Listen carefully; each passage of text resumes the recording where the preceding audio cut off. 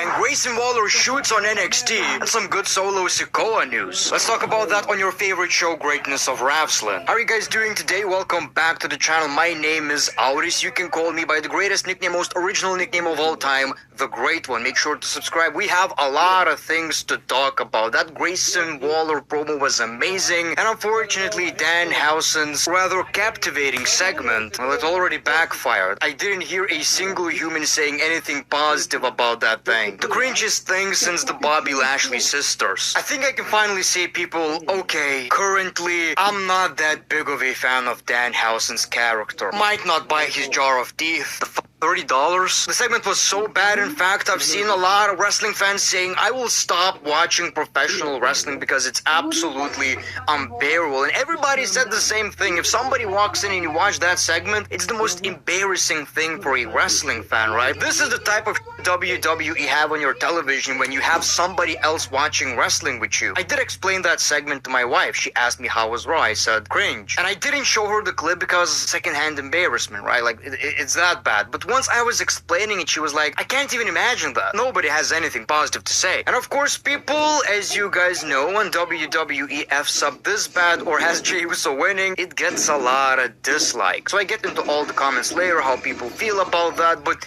I don't really hate Danhausen. I think the character definitely works. People are buying the merch. Kids love the guy, and his segments work especially backstage. You know, where he has his own little universe, so it kind of feels separate from the actual WWE product. I feel like the dancers, the mini-Hausens, should have been a one-time gag. We kind of saw that at WrestleMania, right? And I literally thought, okay, this is a bad joke. This is very Vince McMahon-ish, and maybe he's back. But this should be a one-time thing. You know, it didn't work out, but WWE decided to use them every single time he's on a premium live event, and now even on Monday Night Raw. It simply doesn't work. Occasionally, we do get a funny segment. His comedy doesn't feel like WWE comedy until they bring in mini-Hausens. And it just reminds me of these bad WWE jokes from the 2010s. It's a very wholesome character, but WWE kinda turned him into this merchandise corporate machine in a way, which makes sense. Obviously, he's in the NBA, he's getting all the celebrities, but we're kinda at diminishing returns at this point. And look, he's very hard to dislike. He's a nice dude. I've seen him on Chris Van Vliet, I believe, and he's a likable guy. Obviously, he found a very good character that resonates with a lot of wrestling fans.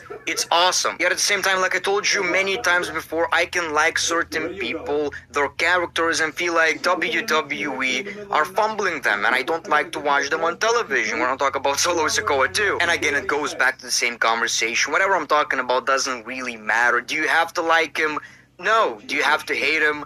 No, it doesn't matter. It's subjective. Maybe that segment in particular was your favorite moment of WWE of all time. Okay, well, if that's the case, we do have a problem. There are limits, people, but you get my idea. Wrestling is subjective, and people, I can give you an example. This is one of my favorite comedy characters of all time. The Conspiracy Sami Zayn. I thought this shit was hilarious. The popular opinion is that it was atrocious. It was the worst Sami Zayn character. Nobody liked it. People wanted him to turn babyface. I thought it was absolutely hilarious. So again, even though I feel like 60% of Danhausen stuff right now is kind of butt cheeks, it's kind of ass, it doesn't necessarily mean that I'm right. The character does have a lot of problems though. How can you enter a story with Danhausen and not hurt your character's credibility? I mean, the Judgment Day right now are basically comedy characters. Where's Kit Wilson? Where's The Miz? Joe Hendry is now in this rivalry. It hurt Joe Hendry's momentum too. He's just on Raw, and that's about it. Every time you see Joe Hendry, it's just some cringy ass segment. Another problem is that it's very repetitive. Just like I told you, mini-Hausens, we saw that once, we gotta move to the next thing. It's a character that is really, really good, and obviously it's working out. They're probably selling shitloads of merch, but in typical WWE fashion, we gotta corporize it, mainstreamize it. You get what I'm trying to tell you? Shit so bad got me inventing words. When I see Danhausen on Monday Night Raw or SmackDown, I shouldn't automatically assume, well, the ring post is going to explode and it's going to be the wrong one. Get what I'm trying to tell you? The character has some legs. legs. It has a lot of potential. This shit was bad though. The type of segment that plays when your mate who hates wrestling catches you watching. Absolutely. I thought I was so original with that thought, by the way. Everybody says the same shit. For the most part, I watch wrestling because, well, it's fighting. It's supposed to be edgy. It's supposed to tell these, stories about betrayal and fighting. That's how I can cope in explaining why I watch professional wrestling. I can't explain this. I'm lost. You catch me watching this? I lost the battle. There is no argument to make. Yes, I watch wrestling for me. But that crowd makes this even funnier. The funny thing is, I didn't even notice that while watching it the first time. I was just so focused on how odd this entire thing is. The crowd was the last thing on my mind, but literally everybody is just silent. I've seen people doing this. Bring your girl to Monday Night Raw for the first time. You just started dating and you're like, well, I like this wrestling thing. People are fighting. It's absolutely nuts. They pull up with this. Well, it's not always like that. Giving birth to hands, sure, but it's mostly about wrestling. I believe that Raw's creative is cursed. The most horrifying go-home show ever. Hard to disagree, really. Wow, I heard about the segment being bad and I thought, no way. Well, here we are. All of these comments are from WWE's YouTube channel, but that's the thing. You watch my review. If you disagree with me or don't believe me or agree with me, it doesn't matter. You need to check out these moments, at least on YouTube, right? You gotta see for yourself. Why is WWE involving celebrities in every single rivalry now? Well, this rivalry in particular has a lot. And also the Garcia guy, quite a controversial figure, right? Has some very interesting takes, so it's funny how WWE don't even give a shit at this point. Oh my god, they're even ruining Joe Hendry. Yeah, it's not really benefiting him. Like, I get the idea, both are kinda comedy characters, but I feel like Joe Hendry can offer a bit more. Like, his whole shtick shouldn't just be singing and, doing the comedy shit. That should add to his wrestling abilities, to his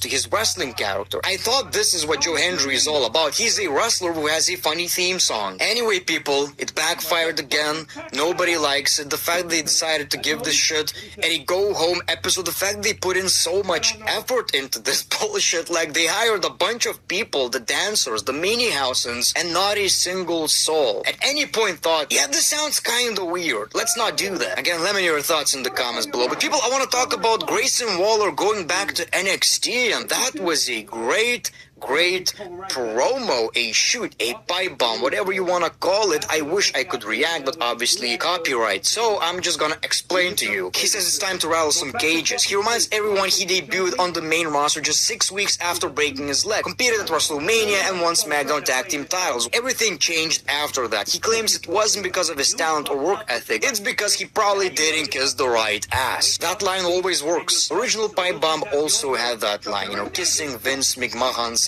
ass. I like that ass, but it actually gets better. Finally, he talked about Austin Theory, and he absolutely buried the guy. I spent a year carrying 240 pounds of idiot on my back, making him relevant again. I thought that was already great, but he goes deeper. So much so that these people actually chanted his name. That is also correct. Grayson Waller was wrestling somebody on Monday Night Raw. Probably the New Day. I have no idea. I don't remember. Maybe Rey Mysterio. Austin Theory was just watching the match. People started chanting his name. Then on Main Event, the greatest wrestling show of all time, people also chanted Austin Theory's name to kind of show support. They chanted his name, but never before, never since. I don't care how many bells and whistles you give him, at the end of the day, that Mari Jannetty is still allergic to the microphone. I have a question at this point. I always like Grayson Waller. I'm pretty sure some of you remember me saying this guy should be bigger in the WWE. Why didn't they write this shit for him on the main roster? Why do we have to watch the same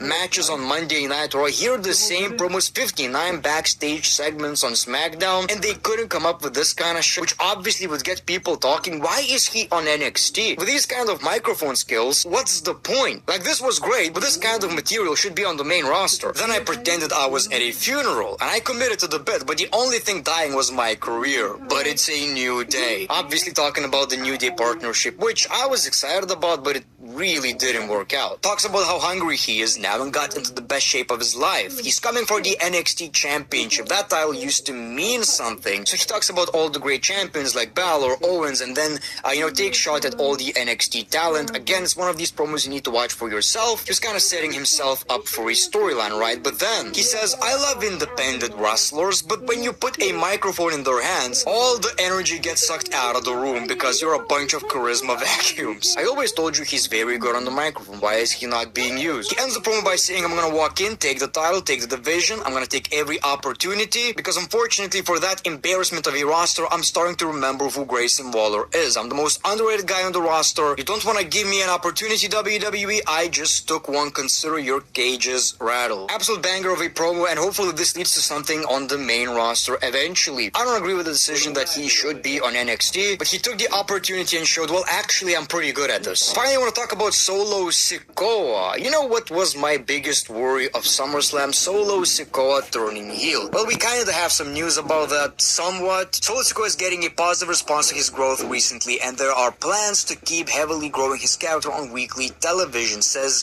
WRKD Wrestling. Doesn't necessarily say anything about a heel turn or him being a babyface, but they appreciate the growth apparently of his character. He's a babyface right now, so this makes me a bit less worried about SummerSlam. My worry was he turns on LA Knight. That sucks. Nobody wants that. Nobody excited about that shit. My other worry was, well, he was always a part of the bloodline and he helps Roman Reigns retain the championship. This is a finish we've seen many times before. Nobody cares about that. And all in all, I appreciate Solo Sikoa being a babyface. I think he's doing a great job.